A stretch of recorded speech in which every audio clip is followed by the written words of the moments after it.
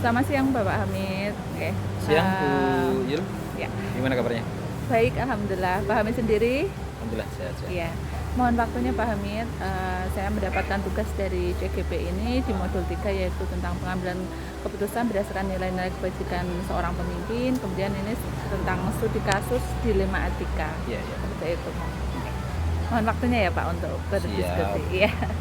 Di sini saya akan mengajukan beberapa pertanyaan tentang studi kasus dilema etika. Oke. Untuk yang pertama, bagaimana Anda sebagai seorang pemimpin untuk mengidentifikasi kasus-kasus yang merupakan dilema etika atau rujukan moral, Pak? Yang pertama kan kalau bahasanya ya scanning, melihat permasalahan yang ada, bisa dari siswa, bisa dari rekan-rekan guru, bisa dari wali murid, Ya. bisa dari masyarakat seperti itu. Kan bisa digunakan dengan cara wawancara atau kita menerima masukan di lewat WA grup Ya, ya. wali murid kayak Ya. gitu, atau anak-anak ditanya atau mereka menyampaikan ke kita. Paling kayak gitu sih. Oh iya, ya, baik Pak. Kemudian dari masalah tadi, bagaimana Anda mengambil keputusan di sekolah Anda sebagai seorang pemimpin tentunya ya Pak ya, terutama untuk kasus-kasus di mana ada dua kepentingan yang sama-sama benar atau sama-sama mengandung nilai kebajikan. Nah, seperti apa Pak untuk menyelesaikannya? Ya. Yang pertama pertimbangan, titik berat mana yang lebih dibutuhkan. Ya. Yang pertama, yang kedua, kalau dalam bahasa ininya ya madorotnya seberapa, manfaatnya seberapa, Ya. seperti itu. Sementara itu sih paling. Iya, jadi dengan pertimbangan itu ya Pak ya untuk Atau berdasarkan kebutuhan yang iya. ada, yang dibutuhkan oleh pihak sekolah, Oke, atau kebutuhan yang dibutuhkan oleh siswa, wali murid, bahkan masyarakat. Oke, Pak. Ya, dari masalah itu dan pertimbangan-pertimbangan yang tadi sudah diungkapkan oleh Pak Hamid, seperti apa langkah-langkah atau prosedur yang bisa dilakukan selama ini, Pak? Langkah-langkah yang dilakukan, kalau kemarin kan saya sambil cerita ya, Ya, boleh Pak. ada masalah soal ini loh, yang 5 hari belajar ini. Oh iya. 5 hari belajar kan artinya siswa sekarang pulangnya lebih sore. Iya. Sementara di tempat saya itu ngajinya itu siang, Oke. jam 1:30 itu anak-anak udah ngaji. Nah, berarti kan ini ada perbedaan nih, waktunya Iya. ada perubahan buat anak-anak dari selesai sekolah sampai ke ngajinya. Ya pertama scanning masalah seperti itu. Ya, jadi permasalahan tentang kebijakan pemerintah di Kabupaten Magelang untuk penerapan 5 hari belajar ini ya Pak ya. Betul. Iya. Oke. Kemudian hal apa saja yang selama ini dianggap oleh Bapak efektif dalam pengambilan keputusan pada kasus-kasus dilema etika, Pak? Oke. Lebih penitik beratannya, saya nyambung cerita tapi Iya, nanti bisa boleh, masuk sana ya. Ya. Penitik beratannya adalah ketika ngajinya siang itu Ya. kita tidak punya waktu untuk pengembangan potensi anak. Jadi kita tidak bisa ekstrakurikuler nih. Maka saya memiliki kebijakan untuk kita mencoba pemadatan jam belajar. Jam 12 di waktu anak kelas 1 2 selesai, kelas atas 3 sampai 6 itu istirahat siang. Nah, saya pastikan itu harus sudah selesai materi pembelajaran di hari itu. TP-nya sudah tercapai. Nah, apa yang digunakan untuk setelahnya agar anak-anak cukup untuk pengembangan potensi entah itu ekstrakurikuler, entah itu project. Ya. Nah, maka kita ambil setelah sholat luhur, setelah istirahat kita untuk pengembangan potensi anak. Seperti itu. Nah, hubungannya dengan pertanyaan tadi apa? Efektivitasnya. Efektivitasnya. Iya, Nah, seperti apa? saya mencoba bersama rekan-rekan di Iya. sekolah pemadatan materi Gitu. TP di hari itu tercapai. Maka kreativitas kita untuk mengembangkan pembelajaran lebih singkat, lebih cepat, ternyata diuji coba. Kemarin saya sudah uji coba satu minggu pertama. Ternyata berjalan dengan lancar. Gitu. Alhamdulillah sudah lancar ya Pak. Ya. Kemudian hal apa saja yang selama ini merupakan tantangan Pak? Jadi kan tadi sudah disebutkan tentang 5 hari belajar, kemudian efektivitasnya juga sudah disebutkan dengan Pak Hamid. Kemudian tantangannya seperti apa dalam pengambilan keputusan pada kasus-kasus yang sudah tadi ya, itu. Menarik ini. Ya. Tantangan yang dari awal ketika saya masuk ke sana itu ternyata ngaji di siang hari itu kami tidak punya kesempatan untuk pengembangan potensi anak. Begitu, maka akhirnya kami kemarin di tahun ajaran baru mengambil keputusan tadi untuk pemadatan sehingga setelah sholat zuhur itu bisa digunakan untuk pengembangan potensi. Tantangannya jelas berbenturan waktu belajar anak dengan yang harusnya untuk pengembangan potensi, kami tidak punya waktu untuk itu karena ada ngaji tetap sore. Dikejar materi juga ya Pak. Betul. untuk tuntutan dari dinas kan, materi juga tetap harus diselesaikan. Tapi kan sekolah punya program untuk pengembangan kompetensi tadi. Betul. Kan ya sekarang kurikulum merdeka anak-anak harus difasilitasi dong. Kita jadi egois banget kalau kita tidak memberikan waktu untuk pengembangan kompetensi anak tadi ya. Luar biasa sekali Pak ya. Kemudian apakah Anda memiliki sebuah jadwal tertentu untuk sebuah penyelesaian kasus tadi Pak, atau mungkin sudah langsung selesaikan di tempat atau memiliki jadwal tersendiri untuk menyelesaikannya dalam bentuk prosedur seperti apa untuk dijalankan? Ini pengalaman saya di semester pertama itu saya mapping karakter rekan-rekan guru, kemudian karakter sekolah, lingkungan. Itu saya benar-benar baca, kemudian saya harus catat data-data itu. Nah, soal tadi apa? Untuk jadwal, dibikin jadwal. Maka kalau kami tidak punya catatan, kami akan kewalahan dengan permasalahan yang ada. Walaupun tidak harus fokus pada permasalahan, fokus pada target utama yang akan dicapai kan begitu. Maka kami harus punya siklus. Nah, kami bikin siklus mingguan untuk evaluasi yang sudah kami lakukan.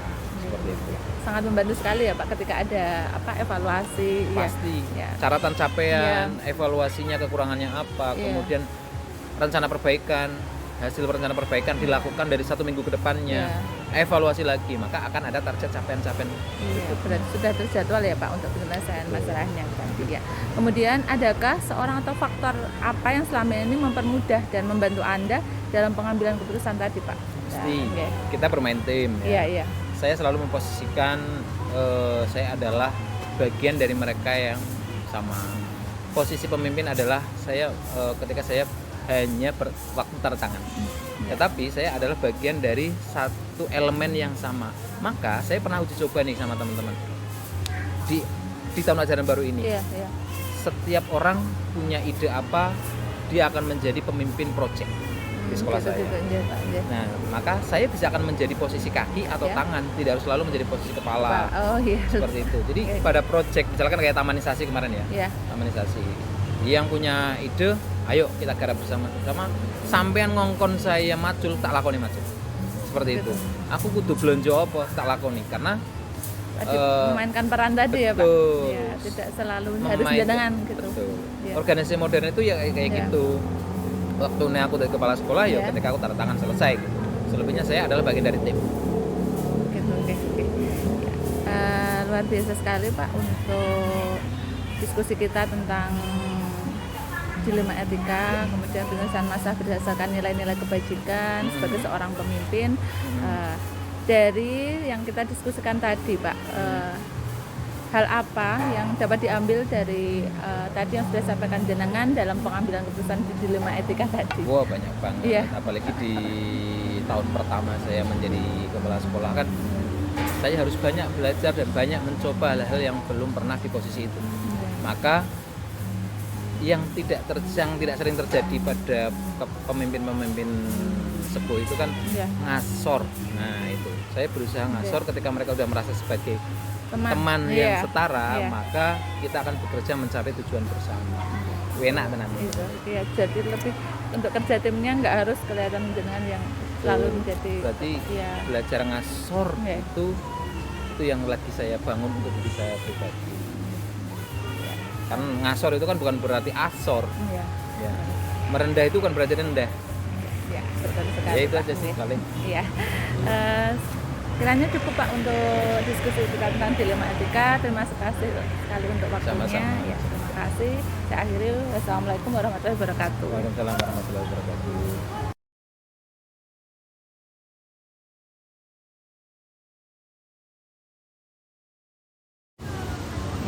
Selamat siang Pak Hamid. Selamat siang Ibu Yul. Ya, bagaimana kabarnya hari ini Pak Hamid? Alhamdulillah baik. Ya, mohon maaf Pak Hamid minta waktunya sebentar. Ini Tidak saya ada tugas CGP Ya. untuk modul 3 ini, yaitu tentang pengambilan keputusan berdasarkan nilai-nilai kebajikan sebagai seorang pemimpin. Bukan di sini Pak Hamid juga seorang pemimpin, nggih. Ya. Di modul 3.1 itu tentang studi kasus dilema etika. Oh iya. Mohon waktunya ya Pak. Siap. Ya, di sini saya akan memberikan beberapa pertanyaan. Yang pertama, bagaimana Anda dapat mengidentifikasi kasus-kasus yang merupakan dilema etika atau rujukan moral, Pak, sebagai seorang pemimpin? Nah, di sini seperti apa, Pak? Jadi untuk mengidentifikasi intinya Ibu ya. Jadi ya, di sebuah organisasi itu tentunya memang banyak kasus ya Ibu ya. Dari yang kecil, sedang maupun besar kalau bisa dikatakan seperti itu. Jadi kalau saya sendiri untuk mengidentifikasi itu adalah berkaitan dengan yang saya ambil adalah data itu. Oh, begitu, ya. Iya, jadi misalkan ada sebuah dilema atau kasus seperti itu. Nah, itu sumbernya itu dari mana? Sumbernya itu dari mana? Kita cari datanya yang seperti apa, biar nanti ketika kita mengambil sebuah keputusan itu tidak semata-mata kita mengambil keputusan yang maya, tapi berdasarkan data-data yang ada kita ambil sebuah keputusan atau jalan keluar seperti itu. Jadi tidak semata-mata untuk pengambilan keputusan itu tidak sepihak gitu ya Pak? Iya, jadi memang data itu kami rangkum, kami catat dan sebagainya. Nanti untuk setelah itu baru kita menentukan langkah selanjutnya. Oh begitu, enggak luar biasa sekali Pak Hamid. Ya, kemudian dari tadi menentukan untuk kasus dilema etika ataupun rujukan moral selama ini Pak Hamid sebagai seorang pemimpin itu menjalankan pengambilan keputusan di sekolah seperti apa, dan terutama kasusnya itu gimana Pak? Adakah dua kepentingan yang sama-sama benar dan sama-sama mengandung nilai kebajikan? Nah, seperti apa Bapak? Iya, sangat menarik ini ya. Jadi selama ini memang yang namanya kasus itu belum tentu kasus yang negatif. Oke. Jadi ada yang kasus itu sebenarnya benar semua. Untuk misalkan kita mengambil sebuah langkah itu benar semua, tapi mana yang lebih utama kan gitu. Kita mengambil kasusnya itu, mengambil keputusannya itu jangan sampai menimbulkan bias yang mungkin bisa membuat salah satu dari yang dilibatkan itu merasa dirugikan. Jadi memang kadang-kala ada yang satu kasus itu kita manggil kebijakan itu kesini benar, kesini juga benar gitu loh. Itu berarti sama-sama benar gitu ya Pak. Itu memang sering terjadi seperti halnya ketika ini mungkin di saat ini ada kasus mungkin yang wali murid itu mengadu ketika hari Sabtu kan kita di rumah anak-anak itu. Iya Pak. Nah, di situ kita bisa mendapatkan informasi dari sekolah orang wali murid. Pak, ini kok istilahnya anak-anak kalau di rumah itu malah banyak bermain gadget dan sebagainya. Itu kan dunia ini akan benar. Iya. Tapi di sisi lain ketika kita cuma pembelajaran sampai hari Jumat, Sabtu nggak ada pembelajaran di sekolah kan itu juga benar. Iya. Tapi ada sebuah informasi ke sekolahan dan orang tua itu meminta sebuah kebijakan dari sekolah tentang kegiatan anak di rumah, ya itu sebagai pelayan kita harus bisa segera mengambil tindakan. Ya, jadi dilemanya itu ya Pak, ketika orang tua mengalami di rumah anak-anak itu merasa tidak terkontrol untuk memainkan gadget di rumah tapi di satu sisi kita menjalankan istilahnya sudah sesuai surat edaran dari pemerintah bahwa kita harus melaksanakan pembelajaran 5 hari seperti itu ya Pak, dilemanya seperti itu. Jadi dari kasus dilema itu yang Anda sampaikan, seperti apa langkah-langkah atau prosedur yang bisa Anda lakukan yang mungkin sudah dijalankan kan selama ini udah hampir 2 minggu ya Pak ya? Betul, seperti apa? Jadi dengan adanya masukan dari orang tua istilahnya tentang pembelajaran anak di rumah ketika hari Sabtu Ibu, seperti itu. Nah, kami sebagai yang ada di sekolah, sebagai pelayan itu kan harus tanggap dengan keadaan apa yang di lingkungan sekitar kita, tidak hanya pembelajaran di rumah. Nah, dengan adanya hal tersebut saya selaku yang dikasih mandat untuk yang berada di depan, itu kan harus bagaimana saya peka untuk mendapatkan sinyal-sinyal tersebut dan bisa bagaimana saya langsung menanggapi masalah tersebut. Jadi memang saya langsung mengambil data itu dari siapa informasi tersebut, mungkin dari orang tua. Nah, dari orang tua itu kita korek lagi dan sebagainya, seperti apa yang diinginkan orang tua.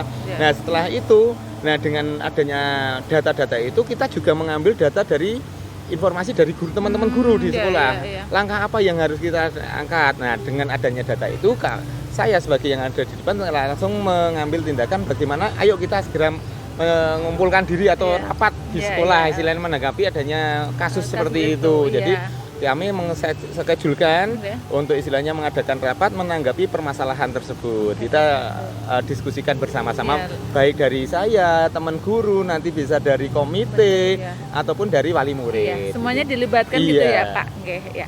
Dari hal-hal yang sudah tadi disebutkan, mana yang paling dianggap efektif dalam pengambilan keputusan pada kasus dilema yang sedang dialami Pak Hamid ini? Jadi untuk menanggapi hal tersebut itu Iya. kan kasusnya dari ekstern sekolah juga ya Iya, Bu ya. iya. Jadi yang menurut saya yang paling efektif adalah dengan jalur istilahnya rapat Ibu. Jadi Iya. kita mengagendakan sebuah rapat Iya. itu baik dari komite Ya. atau wali murid dan diikuti oleh guru-guru semuanya bagaimana menanggapi hal tersebut. Biar nanti anak itu ada kegiatan di hari Sabtunya meskipun tidak berangkat sekolah. Iya, iya. Tapi dengan catatan kita juga tidak boleh memberatkan anak didik kita di rumah. Mungkin dikasih tugas atau apa yang mungkin sedemikian rupa ringan, Mengurangi ya, iya, mengurangi mereka untuk bermain. Oh, seperti itu. Oke, Iya. ya. Luar biasa sekali Pak Hamid ya. Itu yang dianggap efektif ya Iya, tadi. istilahnya dengan Kemudian rapat.